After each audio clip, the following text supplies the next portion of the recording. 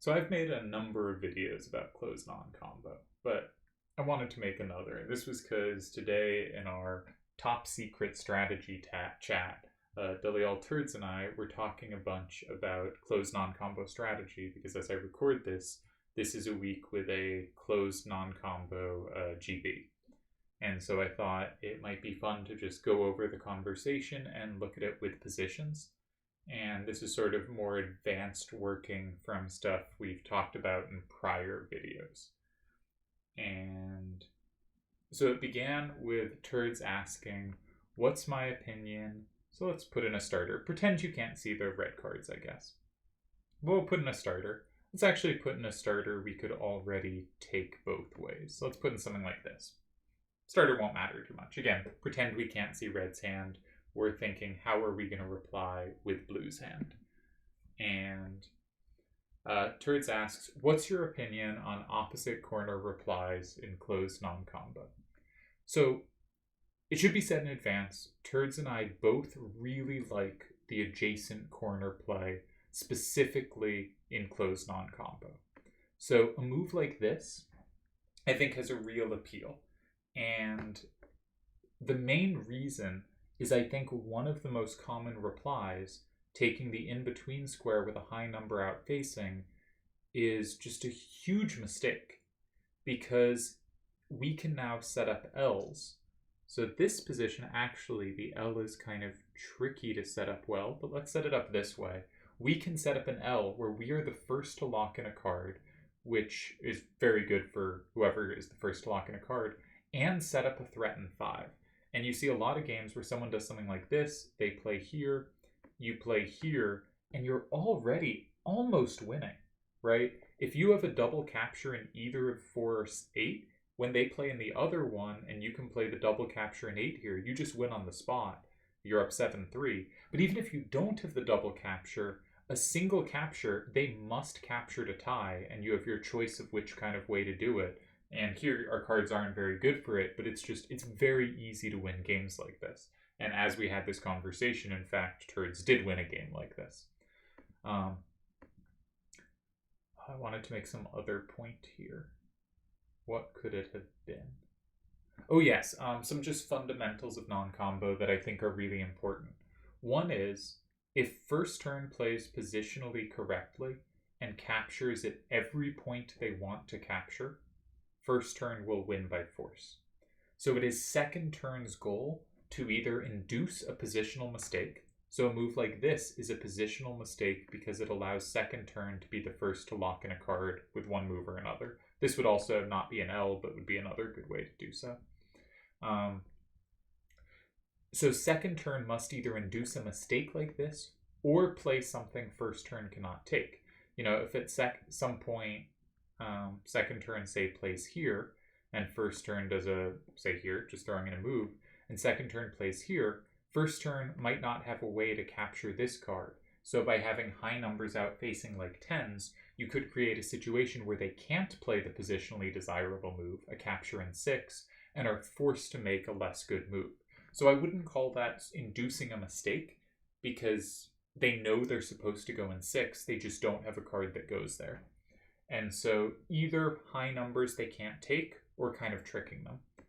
So the adjacent corner can be a really nice play because it so often induces this mistake. And both Turdz and I are fully on the page. This is a very strong way to play and very effective against a lot of players. And generally speaking, if you play an adjacent corner, this is specifically closed non-combo. I should say an open combo, I think playing the in-between square is the key move and the main move. So some players who are kind of trained in one pursuit might not adjust well to a different type of rule set. But in this specific rule set, this is clearly a mistake. And if you see an opponent who does this kind of at all, you should start forcing adjacent corners, because if they do this, 33% of the time, and most people who do it a lot more than that, you're picking up a lot of equity. And so we both think, in general, this is kind of where you want to be. However, he was asking, how do you feel about opposite corners? So let's play a plausible opposite corner. Oh, I wanted to make one more point. First turn, if they can capture at every point they want to and plays positionally correctly, wins by force. But something really interesting is if you look at any given square, Second turn, on average, if you knew nothing about the game except who the first and second turn players were, and you saw cards in like 1 and 5, you should expect second turn on average has a better chance to have good cards for 2 and 6. And the reason for that is, if first turn starts with a corner, it is second turn who plays the move that sets up the interaction squares, right? It is second turn that plays a move in 5, having seen, yes, I am setting up how 2 and 6 work, right? And the same thing, if first turn starts in 5 and second turn goes in 3, again, it is second turn that has made the move, having seen the interactions. And first turn, when they play here, has not played a move that interacts with those squares. So on average, second turn is able to capture a little more than first turn. Which is, I think, just important to keep in mind, but in general, first turn's goal is to always have captures available, not necessarily to be capturing at every point. That's usually a pretty bad strategy. We want to lock in cards, but capturing them doesn't matter so much. That's, I guess, the other key point of closed non-combo is basically capturing is useful if it is high out facing, but isn't that big a deal. Our goal on first turn is to secure cards whenever possible and not allow them to secure. On second turn, if first turn plays positionally correctly, you're going to have to let them secure. So our goal is instead to either trick them out of playing correctly as stated, or to give them something they cannot actually capture. And this means having 10s in your hand, like A's or whatever the highest number available is more valuable as a second turn player than a first turn player. A card like 8876, right? A card like this. This is fantastic at capturing 10s over here, but it is not good at being untakeable. So it is a better card for a first turn player to have than a second turn player. And I believe this holds up for like open combo play with hands as well. That you'll find that hands with 8876s can be very good first turn, but often will be a little soft second turn. You know, on that final move, they won't be able to play something the other person can't take. But on first turn, they'll often be very good at sweeping whatever the player does play on their last turn. So I think of it more as a first turn card. Okay, so I said that I liked opposite corner plays, but I do think it's less likely to induce mistakes, right? If we think about the adjacent corner play, one of the frequent replies is in between. First turn should play in either 7, 8, or 9. These are the only moves that do not grant second turn a lock-in. But all of these have a concession. For instance, after 7, if second turn is a card with a 10 down or a 10 to the right, I picked bad cards for this example, so let's actually, let's just go with it. But think about a 10 down or a 10 to the right. You know, they could have a safe card here or here with max out facing. Now, there's reason it still works well for first turn, but it is something of a concession. They can also play an 8, which again doesn't allow any lock-ins, but second turn has a number of squares. They could put a 10 facing out, any of these, and first turn would only have one potential way they could take it. And if they don't already have that capture, they probably don't have a way to set it up. So, okay. So I said I'd do it if the move felt right, but I think opposite corner plays, let's do this one. Opposite corner plays are less likely to induce a mistake. So this creates an interesting division already, right? If you think your opponent is liable to go in 2 here, then 1 is a much better move than 7. But if you're playing me or, someone like Turdz or someone really strong, they're never going to go in 2 here, right? Delial is never going to go in 2, and thus the value of the mistake inducement is 0 for this move. Against weaker players, the value is really high for inducement. But against stronger players, this is going to induce no fewer mistakes than the move in 1, because 1 has stopped inducing mistakes at all. Now we should note the 3 positionally correct squares for red to go in are again the squares that do not allow secure moves. So again, we can get a 3-corner setup. We can get the slash setup because it looks like, a slash line. And we can get another 3 corners. These are the 3 correct moves. So the mistakes would be going in any side, because any side they go in allows a lock-in, right? And that's true for all potential sides to go in. But those are very rarely played. So I think this type of move does not induce mistakes. However, it can still be a good move for a number of reasons. 1, it could potentially play a high number the opponent has difficulty taking. 10s are best, but 9s are very good. And here you'll notice a 10 actually would be takeable here, but a 9 is not. As it happens in these hands, red does not have a capture. But even if they did have a capture, pretend this card could take it, that might mean they're locked into holding this card for too long. And the more cards we make them have to hold on to, the harder it is for them to play, and the more likely their cards are going to get kind of overworked, and they're not going to be able to keep threats on every square because suddenly they need that card for too many squares. They need it for 6, they need it for some other square, and suddenly they have to play in both those squares, and they can only play it once, and they get in trouble. So even if a high number is takeable by them, it can still pose a real challenge because it can lock down a card in their hand. And low numbers, something like this, is very unlikely to lock down many cards in their hand. Even though they're incredibly weak going down, they still have 2 cards that can take it, so it doesn't lock to a single card. So having high outfacing numbers has its own value, especially on second turn. Again, our goals on second turn are different from our goals on first turn. I should also note a common type of player is a player who really likes capturing. If we go here, they will capture, we will get the L. If they go here, we go here and they capture, we can capture back, and we also get a good situation where we've locked in a card. Now, one last note on kind of the strength of moves. There's kind of 3 reasons to value a move type. 1, it induces mistakes. 2, it is high power outfacing, such that we can create challenging situations for them later. And 3, when it does induce mistakes, we get a serious advantage, right? If, for instance, here's a good example. Let's say they made this mistake. We set up an L. They block the in-between square. And I think this is not what we should play here. But let's say we go, I think we should go here. But let's say we go here.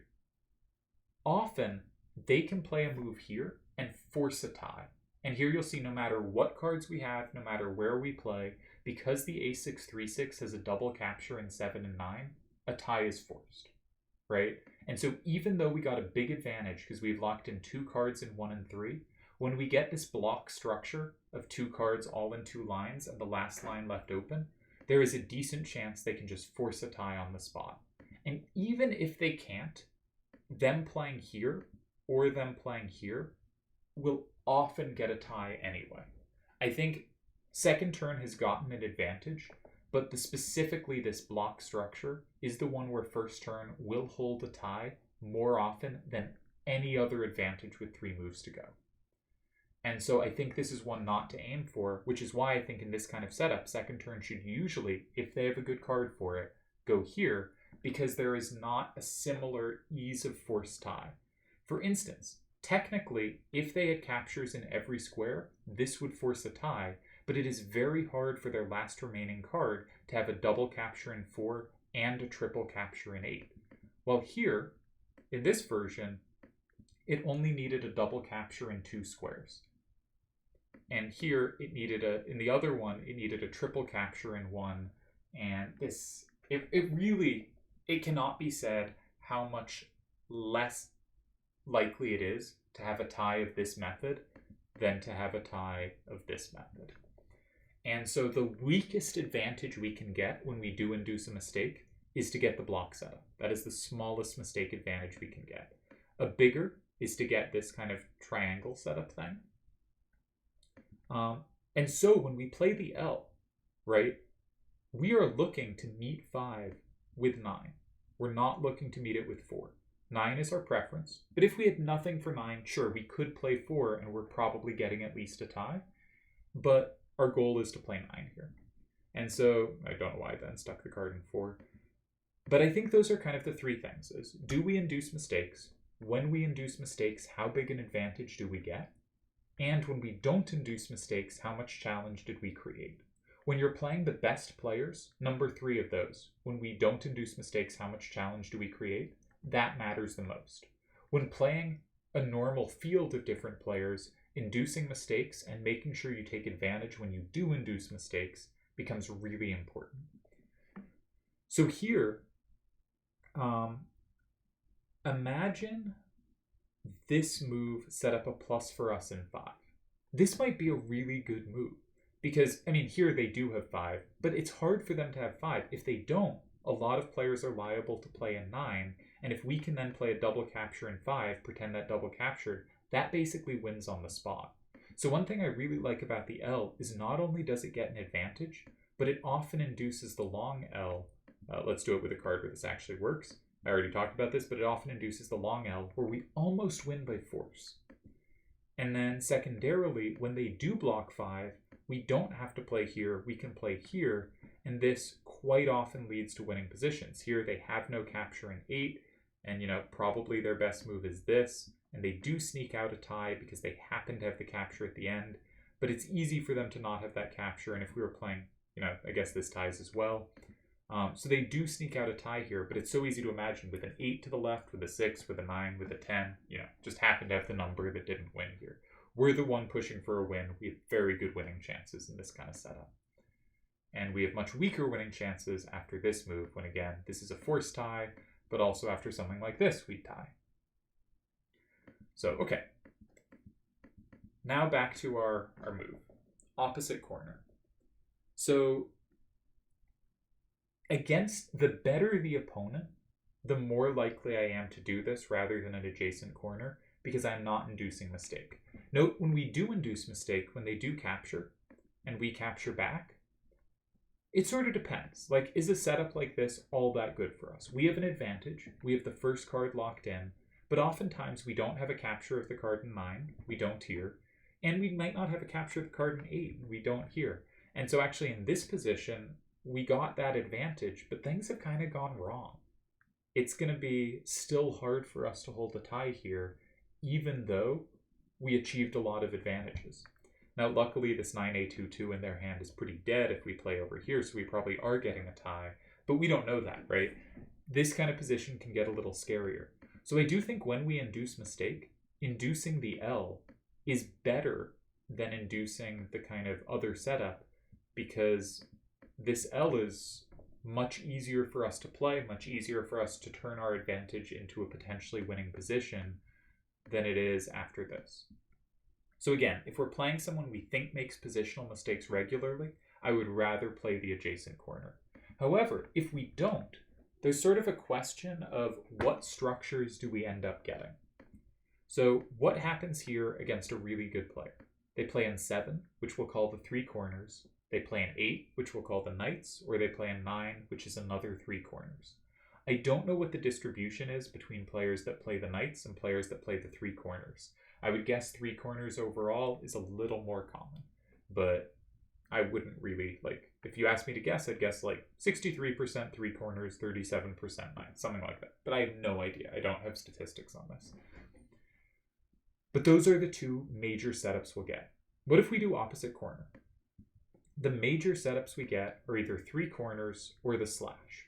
So if we assume our opponent doesn't make positional mistakes, the main difference between playing an adjacent corner and a far corner is with the adjacent corner, we can get the knights, and a far corner, we can get the slash. And the question is, which of these would you rather defend on second turn? Now, I should say, I really don't like defending the Q.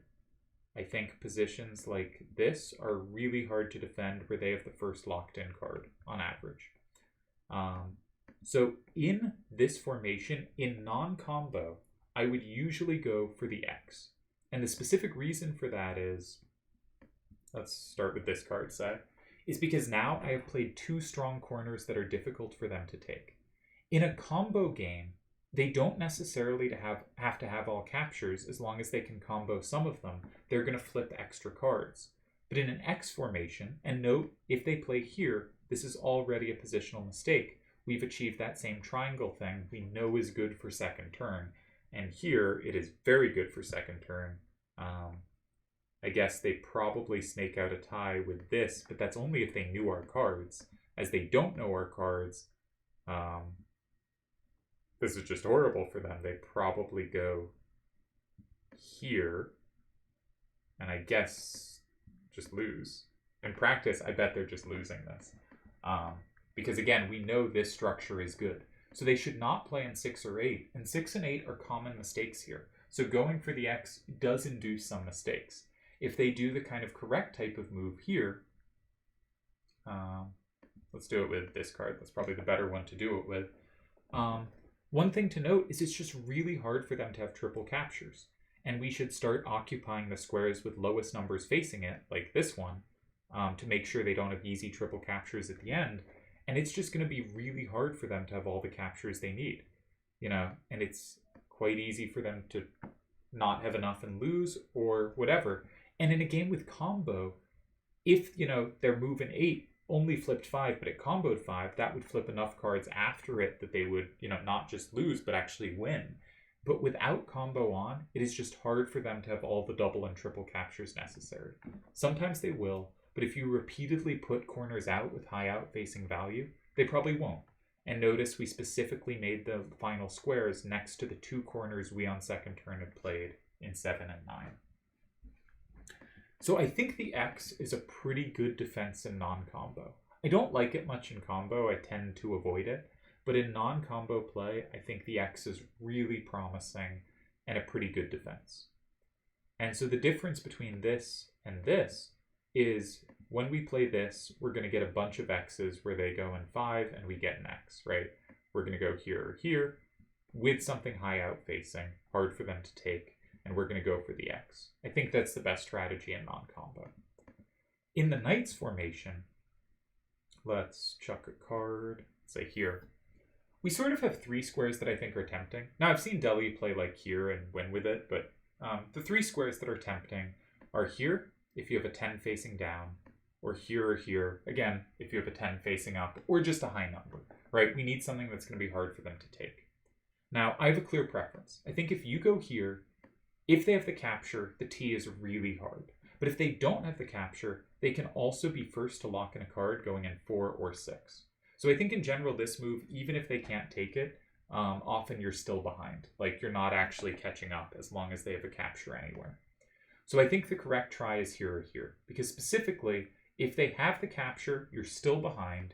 But if they don't have the capture and have to go somewhere else, you were first to lock in a card, right? You're going to be first to lock in a card either here or here locking in this. And that usually means you're doing well. Like we've gotten our advantage. Now we're playing for a tie or hopefully a win.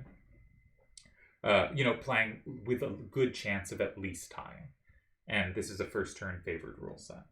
If they can take us, we're still behind, but maybe we can now force them to take another high number, right? Now we try to force them to take an 8. And, they have only one way to do that. Now we try to force them to take our next highest number. And now we're very unlucky that we just walked into this combo. But if, this had an 8 down, we'd win. If this had a 6 down, we'd tie. Right? The fact that we walked into something is kind of immaterial, right? It doesn't tell us much. The general thing is this kind of position, we force them multiple times to need up power and hopefully they have run out. So I think the best way of defending the knight is to go in one of the squares next to the card that is a knight's move away from the other 2. So I think the knight is pretty decent to defend. And the question is, would you rather be defending knights or would you rather be defending X's? I think it's a matter of preference. I okay defending both. I think maybe I lean slightly to the X, so that would push me against good players to playing more opposite corners than adjacent corners. But which you pick of the adjacent corner or the opposite corner should depend on whether you'd rather defend these slash positions or you'd rather defend the knight position.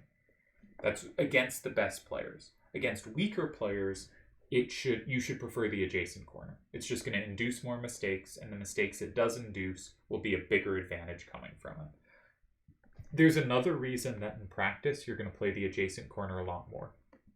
And that's, what if they start with a strong corner?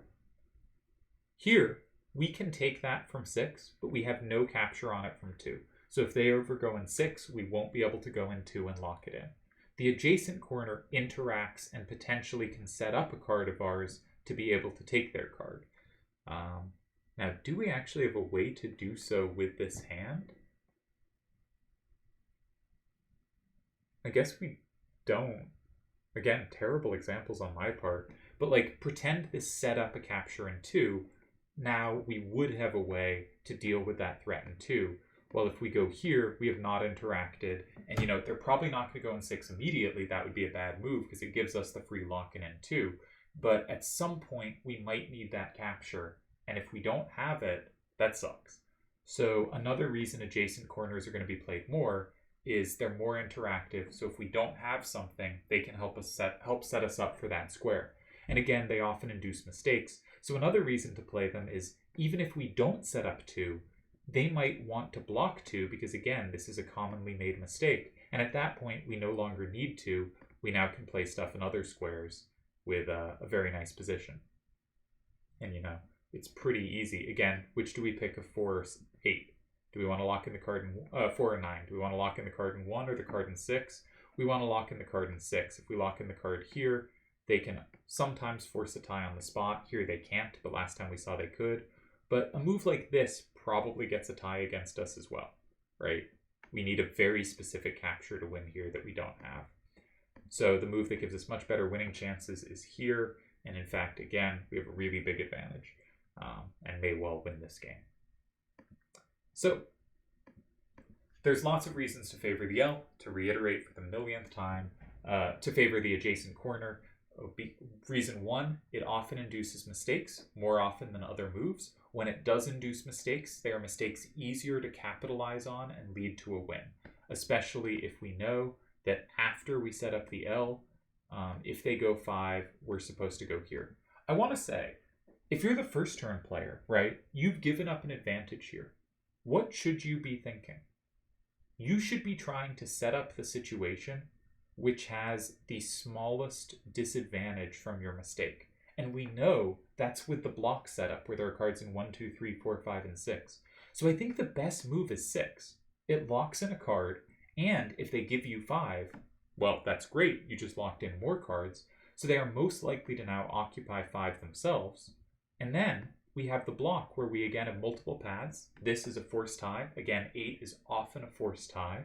But even if we didn't have 8 immediately, a move like this or a move like this has a good chance to tie. You have 3 cards to target. Often they won't have high numbers facing out, and you have tools to work with.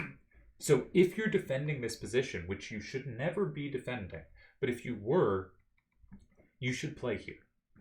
Because this is most likely to get you back to what the smallest disadvantage is. And if they go somewhere like here, well, now you're ahead again, right? Now we have a big advantage and we're probably winning. Here we would be, but in general, this is very good again. We've now locked in 3 cards. They've locked in 1. You know, we should be crushing. So I do think the C is the correct way to play this. Okay, so adjacent corners. Induce a lot of mistakes. When they induce mistakes, easy to capitalize on and turn into wins. And the 3 formations you get, the 2 formations you get against good players are the knights, where we know we usually want to go in 7 or 9, or the 3 corners, which I haven't really talked about. I guess I'll say quickly, the big advantage you have is that you can play in 2 or 6 with a high number out facing, and they might not be able to fight it. But I also think this position induces a lot of mistakes.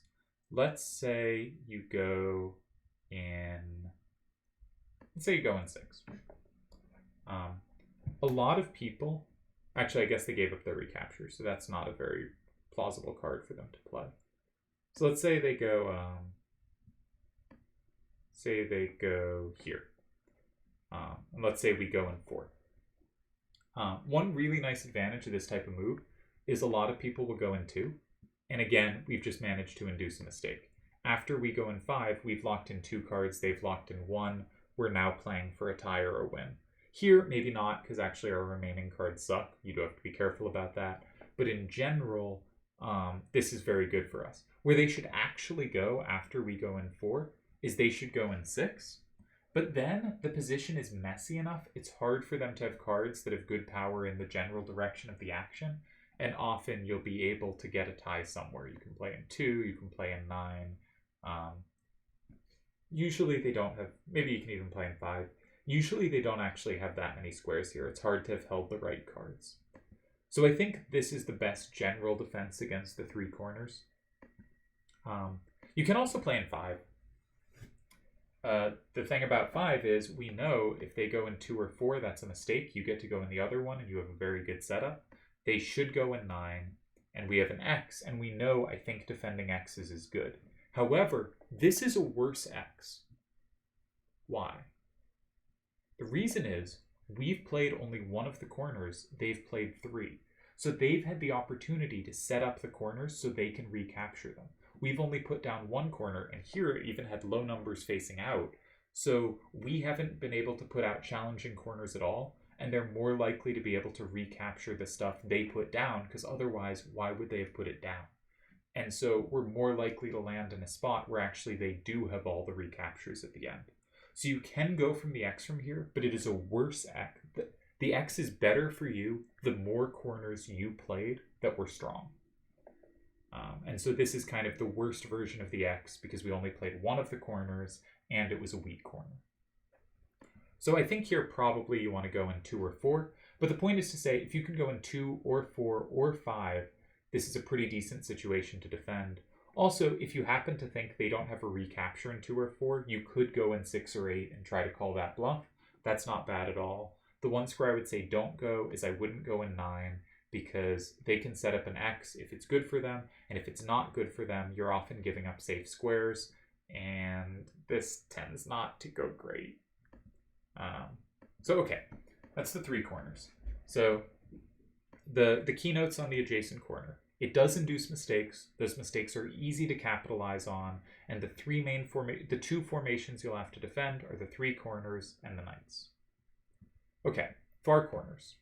Does not induce many mistakes. People very rarely take this.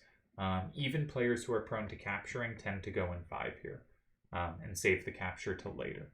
If it does induce a mistake, I think it's not necessarily as big an advantage as some other ways to induce a mistake. Often they end up sticking something you can't deal with on the next turn. And so I think the mistakes it induces are a little less punishable than the mistakes from the L that we've been looking at. However, against good players, this doesn't matter because you won't be inducing the mistakes anyway. Against good players, the question is what formations do we get? We also get the 3 corners, and the different one is we get the slash, and there we can go into the X, and I think that's the way we should go. So the main difference against the best players of whether you play adjacent corners or far corners is would you rather defend the X or would you rather defend the knight formation? I think that's a matter of preference. I suspect there is not a massive gap between those 2 options. But if you think there is, or if there is in your play, that is a very good reason to switch from doing one a lot against the best players to doing another a lot against the best players. Because this is the real difference between these 2 moves against the best. What about other types of moves? If we go in 5, there are, again, 2 formations against good players, and there's the question of inducing mistakes. Does this induce mistakes? Very few people go in 2 or 6. I think people kind of know to go in one of the 3 squares that doesn't give a lock-in. Occasionally you'll see someone go in 1 or 9, but and of course then you should take the free square. But you really don't see mistakes here. I think this basically does not induce mistakes. When it does, obviously you grab the free card. But, the question is, how great is this? And the answer is, once again, we want to go here, not here, but here. We still prefer the triangle to the block.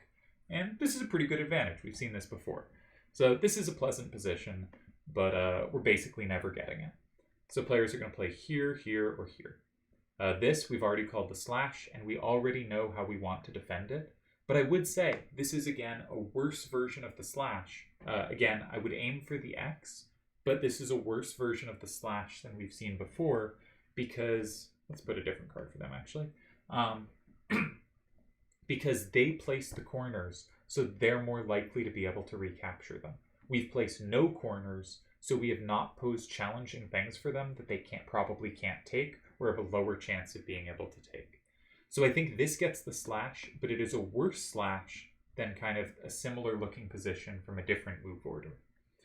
Okay, the other thing it gets is the J. I do not like defending the J. If you like defending the J, you should be happy to play center moves. I, however, do not. Now, there are kind of three main moves in the J. Certainly there are times people do other things, but I would say going here gives up a T, which is generally a bad formation. They'd probably use this card too easily, and they have the first secured card in 6. I would never do that. This gives a free card in 8. You know, this just, or a free card in 7. They just have a free card. I would never do this. 2 can be good. Maybe they can't take it. 1 and 2 are essentially both moves saying, I hope you can't take this. Because if you can take it, you now have 2 locked-in cards, and I don't have any yet. And we may think, we've seen this before. But when we saw this setup before, it was second turn who had the 2 locked-in cards in 1 and 2, and first turn that had the locked-in card in 4. Here, first turn is 2 locked-in cards in 1 and 2, and we only have 1 locked-in card in 4, so we're actually still way behind here. And after a move like this, we are just losing unless we can get a 10 to the right, which we do not have. So this is just not good if they can take it. So we can try to call a bluff, but I would only do this if we think there is a really low chance, or if we think there is nothing else good for us. If this is our game plan, I do not like our game plan, and we should be playing a different way. Now, we can also play in 6, but if they can take this, again, I think the T just kind of sucks to allow. So again, this feels like a bluff caller. But the thing is, even if they can't take it, they set up the Z, and they still haven't made a serious concession. This is still a pretty good formation for first turn. And so even when this move goes right, I don't love it. And I feel the same way about moves in 7, right? If they can take it immediately, we have a Q where they have the first locked-in card, we're just behind. Now, I should say the standard way to defend the Q does work here, which is you play in a corner with a high number out facing. This is probably the best one. And then when they play next to it, you play on the adjacent side, and you can often do well there. And so your key is, if you're going here, you need to have a good card for here. If you're going here, you need to have a good card for here. Here, do we have a better card for 2 or for 6? We have a better card for 2. Do we have a better card for 1 and 9? We have a better card for 9. Luckily, 9 and 2 are a pair, so we start in 9, and then we go in 2, and they are lucky to sneak out a tie here. So you definitely can defend the Q. I just don't like to. So I do not really like defending the J here. I probably would go here and try to defend the Q. I think that's about the best we'll get, because I like defending the Q more than I like defending the T. But I don't like center replies very much. The upside of center replies is if you have no other way to set up something in 2, and we have no move in 1 that sets it up, we could go here because it's the only move that gives us access to both sides of their starter. So I think this would be a totally reasonable move, right? It's really good for us to have a threat in 2. However, it comes with the downside that I think on average center plays are weaker than the corner plays. If we end up in the slash, we know this is a worse slash because we did not get to play any challenging corners, and we know first turn wants to take, and we want to create challenges. If we end up in the J, I just don't like having to defend the J. If you like defending the J more than I do, great. You should play more center moves than I do. This brings us to side moves. Side moves, same problem. I just don't like allowing the J. Yeah. We also have no idea if we have much access to 2 or 6 because we've not interacted with any of the big multi-capture squares. The squares surrounding it are both their cards. So I don't love this. The other formation of them playing correctly is, of course, 9, and we get the knight formation, which I've talked about. I am happier defending the knight formation. Does it induce mistakes? Yes, this one does induce mistakes. People will often play either here or here. This square we're much more likely to have covered, because not only can we have plus walls in 2, but we can also have pluses or sames due to there being a card in 3. This move is a bit more dangerous to us. If we have it covered, we get an advantage, we take. If we don't have it covered, however, this sucks. So if we think they're likely to make a positional mistake, but one that, like, if we can't capture it, it sucks for us, we should make sure to have, moves in 1 and 7 covered when we play in 4. Because otherwise, players making mistakes can still crush us because we just didn't make sure to have coverage. So I think it can induce mistakes, but you got to make sure if you're going for this that your opposing player is likely to make mistakes and that you do have the mistakes ready to be punished. Because I think the main formations from this, the J and the Knights, this is not my favorite configuration of two major setups to defend. Also, some people do go in 2 or 6. So again, that does induce a mistake because we can play in the other of those squares and lock a card in. But we got to make sure we actually have the capture there, because if we don't, again, we're in trouble. So this move doesn't really interact, so we kind of need to have all captures already. I don't know. I think the mistakes this induces, the times when you play it, you might not be able to punish, and the formations it gets, I'd rather not allow the J. Again, if allowing the J is your preference, you do better defending that, then you should play more of these than I do. It is not to my taste. Turdz quite likes it. I think he handles those resulting formations better than I do. But I like this less than all the other options we've talked about. And now we've basically talked through every option. We've talked through adjacent corners. We've talked through far corners. We talked through center. We talked through far sides. All that's left is going next to, usually capturing. Now, this can induce mistake. Sometimes they go here, either capturing or with high out facing, and we can set up an L, or an L this way, or we can even go 5 if we want to. One reason I prefer the L to going 5 is if they go somewhere like here, but say with high out facing. So say they had done it this way, we go 5, they go here.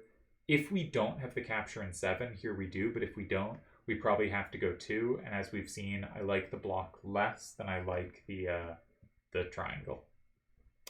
And I feel if I get the L, I have more control of whether I get the block or the triangle. But that might not be right. Both are fine. So we do have a chance to induce mistake, but most people will just recapture, and I think this position often just kind of sucks. Basically, their next move is really obvious. If you go somewhere like here, they get to lock in a second card. They've locked in 2, we've locked in 0. If we go in somewhere like 5, even worse, now they have their choice of cards to lock in, right? They can lock in the card here, they can lock in the card here. Again, they're up 2-0. They can even go for a Q, but they don't have to, and I think they should just lock in another card when they have the chance here. And I think this is quite bad. So I really don't like capturing. There's 2 ways to do it intelligently. One way is to say, okay, I capture, you recapture. I set up with a 10 facing out. You go 5. I don't think you have 8. And now I capture here, hopefully with another 10 facing out. And maybe they don't have a capture in either square and we're in good shape. Here, we didn't have that second 10 facing out. But if we did, this would be a pretty good position for us. So if you think you have enough 10s facing out, maybe you can go for this. But if you have that many 10s to use, just do one of the other lines and they'll work a lot better in those lines. Still don't know why you'd go for this. The other way to do it is to play next to their starter with a 10 facing out. They're kind of forced to block in their starter, and if you could play here with another 10 facing out and hoping they didn't set up 5 and they don't have the plus wall in 8 or a way to capture, then this can be good too. But I think in practice, just don't play next to their starters in non-combo. It just gives them the free card too easily. It doesn't really induce mistakes, and the setup you get is just very bad to defend. So overall, my favorite play against an unknown opponent is an adjacent corner, because I think it has the highest rate of inducing mistakes. I love the type of mistakes it induces, and it leads to pretty good formations to defend. The 3 corners and the Knights, I think, are both pretty defendable formations. My favorite move against strong players is the far corner, but I do need to have both sides of their corner covered. On the other hand, strong players are more likely to play weak corners, so often I will. But what I like about this is I like defending the X more than I like defending the Knight formation. So I think against strong players, this is the slightly better choice. But against medium or weaker players, I think the adjacent corner is much better. And then we have the center play. It allows the J, but it is the only move that interacts with both 2 and 6, so it is the move that is most likely to set my cards up to do useful things. But it does allow the J, and if they go for the slash, this is a worse X because we only got to play one of the corners rather than 2 of the corners. So I think it is not great to defend, but if we need to interact with their starter, it is the only way that is the way that will most reliably do so. So you will probably end up playing center moves quite a bit, but I think they should be expected when you do play them to score worse than playing adjacent corners or far corners, just sometimes you have to do it. Far sides, you get the knights and you get the J. Of the kind of 4 main things we're getting, which is the X, the 3 corners, the knight, and the J. I like defending the 3 corners and the X more, and I like defending the knight and the J less, and especially I don't like defending the J. So this gives me my 2 least favorite formations, the knight and the J, so it is not my personal preference. Again, if those are the 2 ones you like defending most, your preference between these moves should largely be determined by which of those you think you defend the most reliably. And I think I defend those the least reliably, so I will not be playing much of this move. It is also not interactive with their starter, so if you have difficulty taking their starter, this is one that, you know, is not going to be able to be played in situations where you feel the need to be more interactive. Finally, taking it, I think you just shouldn't do. And so I guess I didn't really go through the chat we had, but I thought it was interesting stuff and it led to this conversation. We had some other neat points in here that I think others made. I have mostly talked about points I made. Annoyingly, I lost my point in the chat while talking here. But I thought there were a lot of good points. And I do think making moves with your next move in mind is really important. Like if you go, let's say we were going here, right? And you know, if they go in the, let's say you know your opponent loves to capture from 6, right? You should know, like, my recapture is gonna set up a threat in 5 against likely numbers. So here with, I'm just throwing a card in a random square, we are able to take all 9s, we're not able to take 8s, we're not able to take 10s. So I think this would be a really bad way to set up the L, because we actually can't set up the big threats to punish them, right? Here, we should be able to go in 5 and just crush them, but we don't have it. So instead, the much better version was something like this, both because it attacks the side we couldn't already take. So if they block the in-between square, pretend this card had a high number facing down, you know, they're blocking a square we're happy to have blocked rather than a square we didn't want. And also, we want to have had better setups. And here, we, for instance, could play this, and that would set up 6, 8, 7, 7 to have a plus if they had a 10 facing down from 2. If they have a lower number facing down, we could play here, and we know A6, 8, 5 will always have a double capture against anything other than a 10 facing down from 2. So we do want to plan our Ls, right? We don't want to just be automatically playing the move without thinking, because it's so important for us to create a threat in 5 on the next turn. But overall, I think adjacent corners and far corners are the main play. Centers, if you like the resulting formations or you need to interact because you don't have ways to threaten their starter, center will be the way to do so. I don't love the far side, but if you do like the formations that result, go for it, and don't capture. And I guess that's where I'm at. I think it's interesting to look through which formations happen against good players and play the moves that lead to the formations you think are easier to defend or more likely to be held as ties or even get some wins out of. And when you're playing at lower levels and you're playing people who love capturing, you know, thinking, what's the move where I can best punish a capture? And corner moves, if they capture, you just get to lock in a card for free. And that's, a really effective way to punish is you're just locking in a card.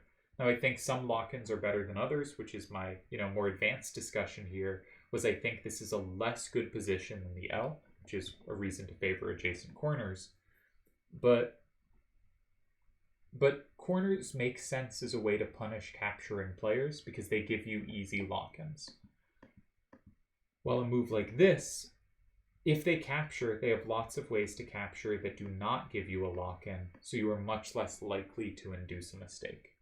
And I think overall, a lot of quite good players make a lot of positional mistakes. I see lots of players I think are really good, just playing in 2 here quite a lot.